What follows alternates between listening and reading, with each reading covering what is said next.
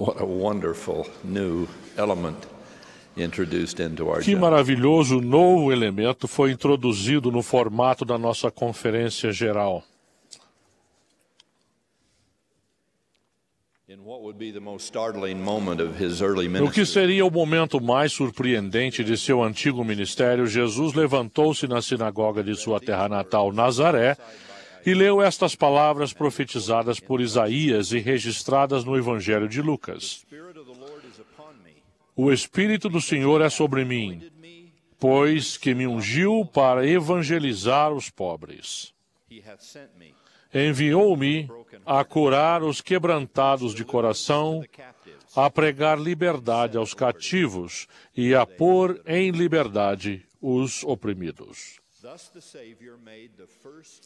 Assim, o Salvador fez seu primeiro comunicado público de seu ministério messiânico. Mas esse versículo também deixou claro que no caminho de seu supremo sacrifício expiatório e de sua ressurreição, o primeiro e mais importante dever messiânico de Jesus seria abençoar os pobres, inclusive os pobres em espírito. Desde o começo de seu ministério, Jesus amou de maneira extraordinária os pobres e desafortunados. Ele nasceu na casa de pais pobres e cresceu entre muitos outros pobres. Não conhecemos todos os detalhes de sua vida temporal, mas ele disse uma vez: as raposas têm covis e as aves têm ninhos, mas o Filho do Homem não tem onde reclinar a cabeça. Aparentemente, o Criador do céu e da terra e tudo o que neles há, pelo menos na vida adulta, não tinha onde morar. No decorrer da história, a pobreza tem sido considerada o maior e mais difundido desafio da humanidade. O sofrimento óbvio resultante disso é geralmente físico, mas o dano espiritual e emocional que ela pode causar talvez seja ainda mais debilitante. Seja qual for o caso, o grande Redentor nunca nos fez um chamado tão persistente como o de nos unirmos a Ele na tarefa de remover esse pesado fardo das pessoas. Como Jeová, Ele disse que julgaria a casa de Israel com dureza, porque o espólio do pobre está em vossas casas. Que tendes vós, que esmagais o meu povo e moeis as faces dos pobres?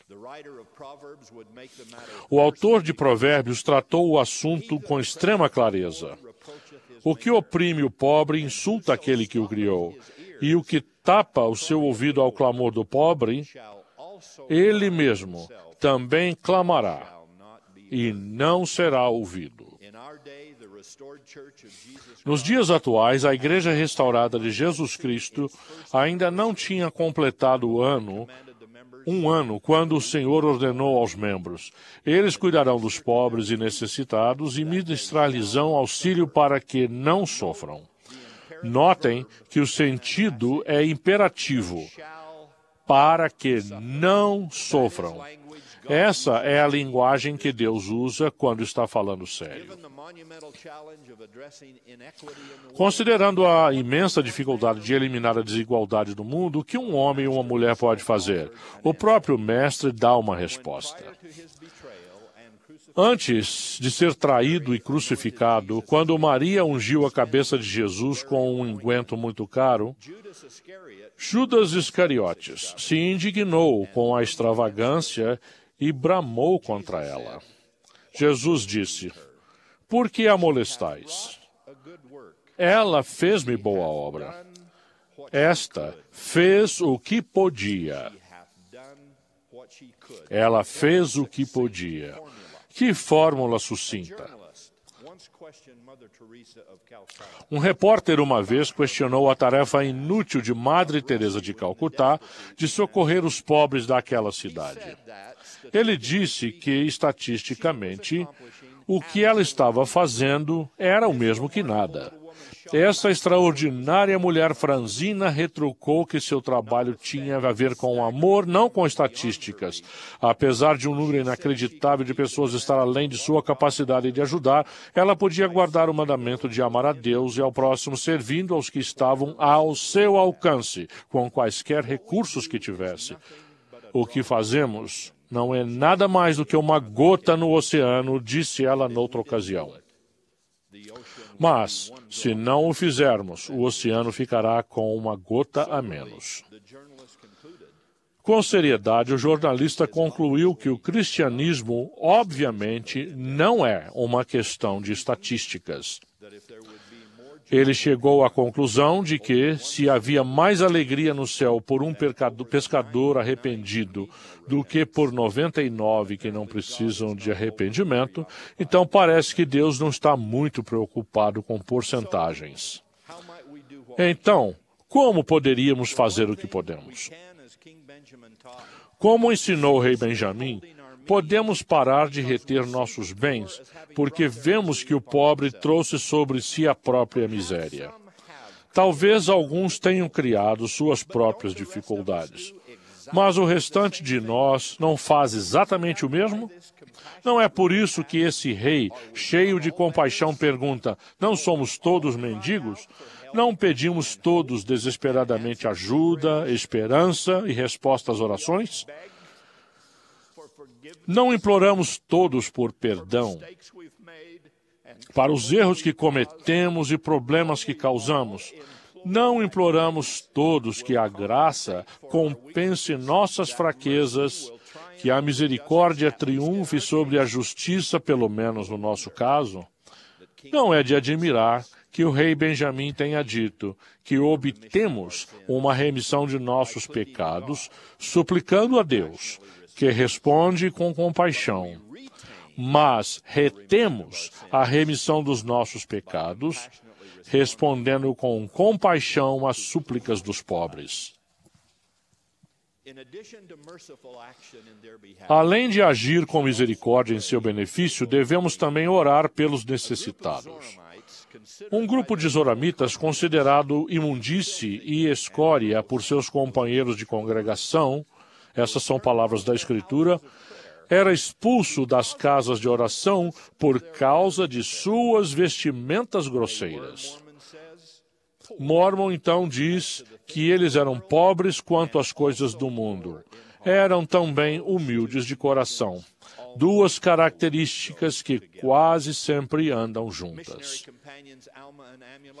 Os companheiros missionários Alma e Amulek, comentando a repreensível rejeição que aqueles pobres sofreram por causa de suas vestimentas, disseram-lhes que, embora outros pudessem negar-lhes privilégios, eles sempre poderiam orar nos campos, em seu lar, com a família e no coração. Mas, então, para esse mesmo grupo que havia sido rejeitado, Amulek disse: depois de haverdes orado, se vós negardes ajuda aos necessitados e aos nus, e não visitardes os doentes e aflitos, nem repartirdes o vosso sustento, se o tendes com os que necessitam, digo-vos que vossa oração é vã, e de nada vos vale, e sois como os hipócritas que negam a fé. Que lembrete formidável de que, sejamos nós ricos ou pobres, temos de fazer o que pudermos pelos necessitados. Agora, antes que eu seja acusado de apresentar programas sociais globais impraticáveis ou de afirmar que pedir esmolas é um bom negócio, asseguro-lhes que meu respeito pelos princípios do trabalho árduo, da economia, da autossuficiência e da ambição é tão forte quanto de qualquer outra pessoa. Espera-se sempre que primeiro façamos algo por nós mesmos para depois pedirmos ajudas aos outros.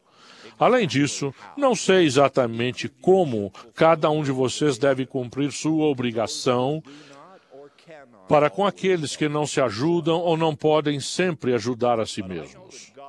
Mas sei que Deus sabe. E Ele vai guiá-los em atos de discipulado solidário. Se conscientemente vocês quiserem, orarem e procurarem meios de cumprir um mandamento que Ele nos deu repetidas vezes. Vocês vão notar que eu estou falando de necessidades sociais difíceis de atender e que não se aplicam apenas aos membros da igreja. Felizmente, a maneira de o Senhor ajudar os nossos pobres é mais fácil. Todos os que são fisicamente capazes devem observar a lei do jejum. Isaías escreveu: porventura não é este o jejum que escolhi? Porventura não é também que repartas o teu pão com o faminto e recolhas em casa os pobres abandonados? E quando vires o nu, o cubras, que desfaças as ataduras do jugo e que deixes livres os oprimidos? Presto testemunho dos milagres, tanto espirituais quanto físicos, que acontecem aos que vivem a lei do jejum. Presto testemunho dos milagres que ocorreram comigo. Sem dúvida, como registrou Isaías, eu clamei no jejum e Deus verdadeiramente respondeu. Mais de uma vez. Eis-me aqui.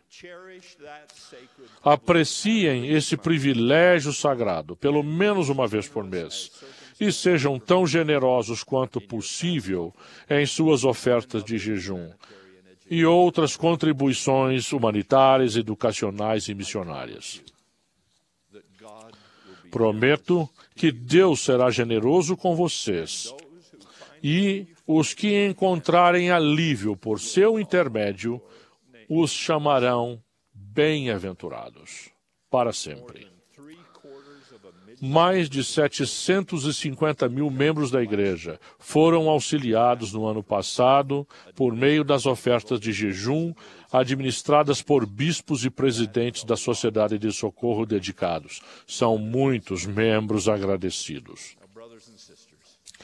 Irmãos e irmãs, um discurso como este exige que eu reconheça que recebi bênçãos infindáveis que não conquistei por mim mesmo e não merecia, tanto materiais como espirituais. Assim como vocês, eu às vezes fiquei preocupado com as finanças, mas nunca fui pobre. Nem sei como os pobres se sentem. Além disso, não sei todos os motivos porque as circunstâncias do nosso nascimento, da nossa saúde, de nossas oportunidades educacionais e econômicas variam tanto aqui na mortalidade. Mas quando vejo as necessidades de tantas pessoas, sei realmente que se não fosse pela graça de Deus, eu nada seria. Também sei que, embora eu talvez não seja guardador do meu irmão, sou irmão do meu irmão. E eu devo partilhar, pois muito recebi.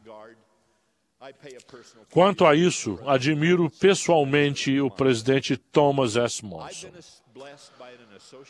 Tenho sido abençoado por trabalhar com este homem há 47 anos. E a imagem dele, que vou guardar com mais carinho até morrer, é de vê-lo viajando para casa de chinelos depois de ter ido à Alemanha Oriental devastada pela guerra. Isso porque tinha doado não somente o seu segundo terno e as camisas extras que levara, mas até os sapatos que estava usando e caminhava de chinelos. Quão formosos são sobre os montes os pés e andar por um terminal de aeroporto, os pés que anunciam boas novas, que faz ouvir a paz. Mais do que qualquer outro homem, sei que o presidente Monson sempre faz o que pode pelas viúvas e pelos órfãos, pelos pobres e oprimidos. Numa revelação dada em 1831 ao profeta Joseph Smith, o Senhor disse que os pobres um dia veriam o reino de Deus vindo em poder e grande glória para libertá-los. Em poder e grande glória. Que ajudemos a cumprir essa profecia, vindo com o poder e a glória de nossa condição de membros da verdadeira Igreja de Jesus Cristo, de fazer o que pudermos, o que podemos, para libertar todos os que pudermos da pobreza que os prende e destrói tantos de seus muitos sonhos. Eu oro no nome misericordioso de Jesus Cristo. Amém.